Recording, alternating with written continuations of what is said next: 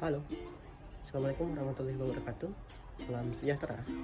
Perkenalkan, saya Irawan Dwi Sentosa, Eskapners. Saya adalah peserta Lapsar Angkatan 115 CPNS Kabupaten Sintang. Baik, pada kesempatan kali ini saya akan menyampaikan materi tentang Wall of Government.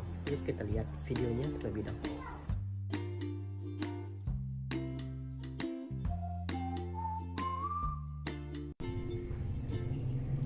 Baik, kita masuk ke Wall of Government atau WOG. WOG itu menunjukkan bagaimana lembaga pelayanan publik bekerja lintas batas untuk mencapai tujuan bersama dan sebuah respon pemerintah yang terpadu. Dalam WOG ini terdapat kolaborasi, koordinasi, komunikasi, kerjasama antar lembaga-lembaga yang terkait untuk mencapai tujuan bersama. Jadi semua saling terikat untuk mencapai tujuan yang bersama. Kemudian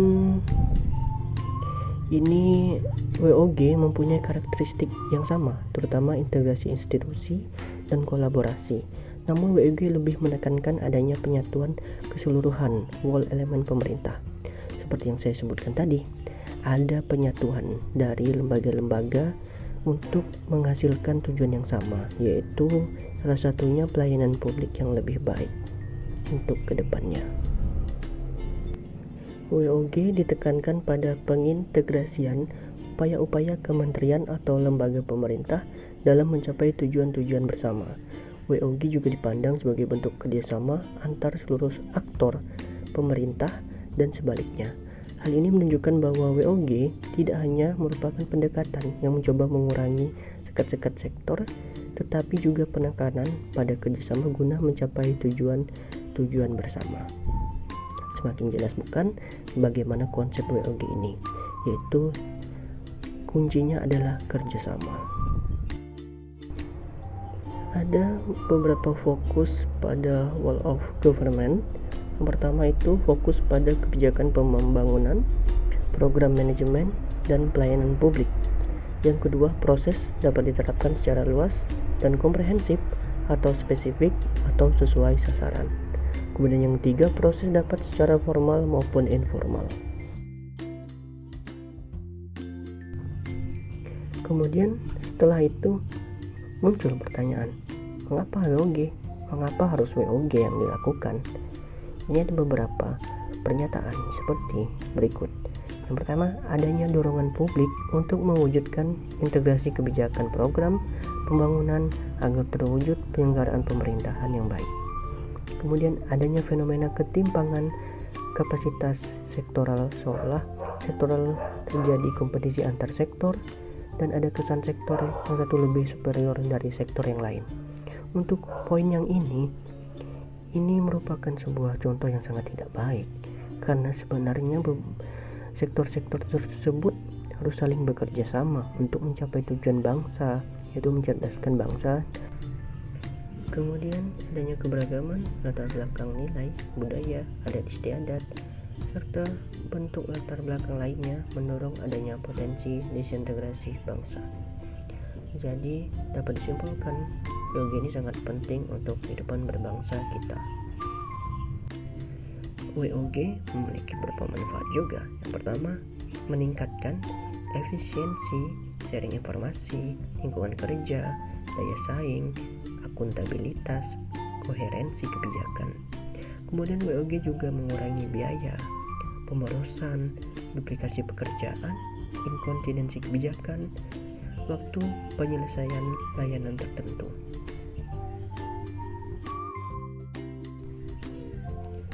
Penerapan WOG sendiri dalam pelayanan terintegrasi, yaitu ada tantangan dalam praktek WOG itu sendiri.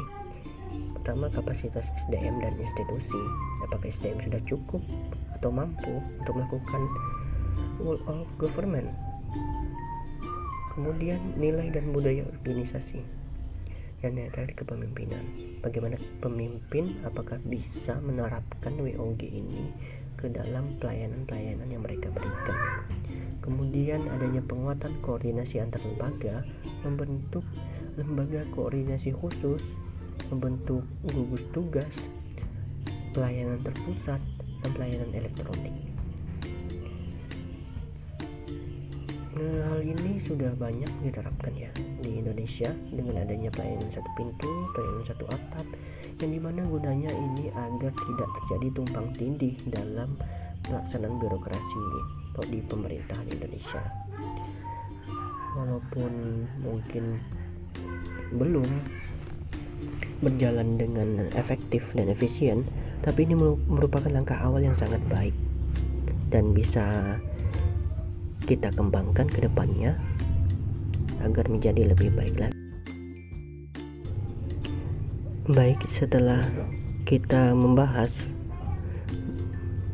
poin-poin dari WOG secara singkat, bagaimana WOG tersebut, kemudian saya akan memberikan sedikit contoh yang masih sangat intens, yaitu terkait pandemi COVID-19 di Indonesia. Bagaimana konsep WOG dalam penanganan COVID-19 ini. Mari kita lihat video cuplikan. Vaksin untuk menangkal virus COVID-19 menjadi harapan bagi semua negara.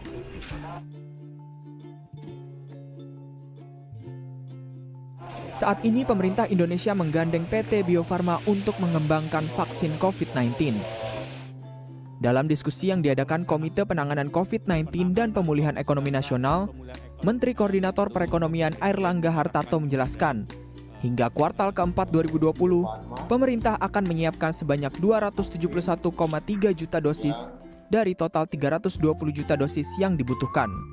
Vaksin tersebut rencananya akan didapat lewat MOU dengan beberapa lembaga vaksin, antara lain Sinovac, AstraZeneca, dan Bio Farma. Berdasarkan vaksin yang ada perlu 2 dos, yaitu 320 juta. Nah, terhadap kebutuhan itu pemerintah sedang membuat semacam MOU atau pengikatan untuk jumlah tersebut. Tetapi di samping itu juga ada beberapa perusahaan yang juga mempersiapkan kerjasama. Nah, ini adalah untuk vaksin mandiri. Saat ini kebutuhan vaksin di Indonesia cukup mendesak karena angka kasus harian positif di Indonesia masih berada pada kisaran 4.000 kasus per hari. Kesadaran masyarakat terhadap protokol kesehatan yang mulai menurun dianggap menjadi salah satu penyebab.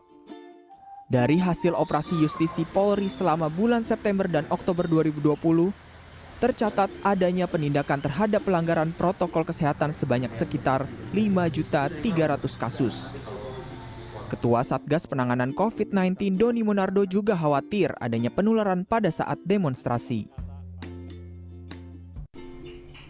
Baik, dari video yang sudah ditampilkan tersebut, ada pihak atau instansi yang terlibat dalam penanganan WOG tersebut. Yang pertama Kemenkes, kemudian BUMN, kemudian Menko Perekonomian, ketiga BNPB, dan keempat TNI Polri.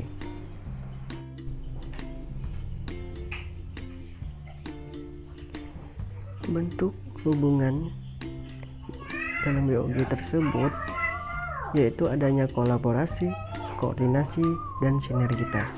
Menurut Permenkes nomor 10 tahun 2021 tentang pelaksanaan vaksin dalam rangka penanggulangan pandemi corona, PT Bio Farma Persero dalam pendistribusian vaksin COVID-19 sebagaimana dimaksud pada ayat 1 dapat bekerja sama dengan pihak ketiga.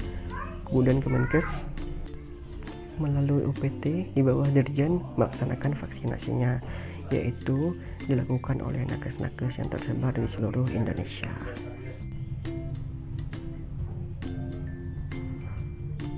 Ini adalah bentuk koordinasi dan kerjasama yang terjadi. Yang pertama, Bio Farma itu mengadakan atau mendistribusikan vaksin. Kemudian Menko Perekonomian itu menganalisa kebutuhan sesuai dengan budget yang dimiliki oleh negara. Kemudian Kemenkes sebagai pelaksana atau yang melakukan vaksin kepada masyarakat. Kemudian yang terakhir BNPB, TNI, Polri bertugas sebagai pengawas dalam penyelenggaraan vaksin di Indonesia agar vaksin tepat sasaran dan tidak terjadi hal-hal yang tidak diinginkan. Pola pelayanan vaksinnya itu dilaksanakan dalam 4 tahapan. Tahapan yang pertama itu targetnya adalah tenaga kesehatan, apalagi yang terlibat langsung dalam penindaklanjutan COVID-19. COVID-19. Kemudian target yang kedua yaitu pelayanan publik dan lansia. Kemudian target yang ketiga masyarakat yang rentan dari aspek geospasial, sosial, dan ekonomi. Kemudian target yang terakhir yaitu masyarakat dan pelaku perekonomian lainnya.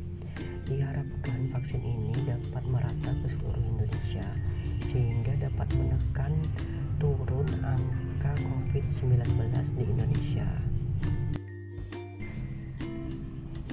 Tujuan dari vaksin ini yaitu memiliki beberapa keunggulan, yaitu menurunkan angka kesakitan dan kematian akibat COVID-19, mendorong terbentuknya herd immunity, dan yang terakhir meminimalkan dampak ekonomi dan sosial. Kemudian ini adalah beberapa contoh vaksin di Indonesia. Baik, mungkin cukup sampai di sini saja video yang saya berikan tentang WOG. Saya harap dengan adanya contoh ini, video terakhir tersebut bisa lebih memberi pemahaman kita terhadap apa itu whole of government. Terima kasih. Salam sehat. Assalamualaikum warahmatullahi wabarakatuh.